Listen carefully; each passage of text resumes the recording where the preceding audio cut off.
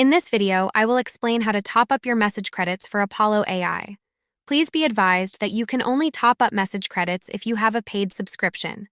It doesn't work in the free plan. To make a top-up, go to AI settings and go to Message Usage section. Click the top-up button, and a small window will appear.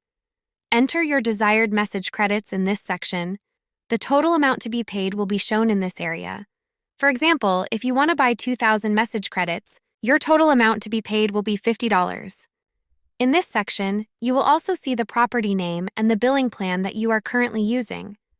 Please be advised that these message credits will not expire. You will also see an agreement to authorize our team to charge your current payment method, and the receipt will be sent to your administrator.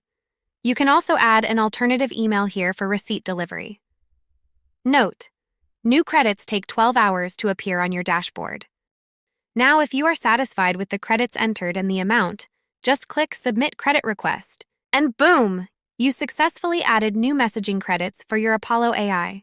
For further instructions on how to use this function, please visit our community center or schedule a call with an AI Assist specialist by clicking the link in the description.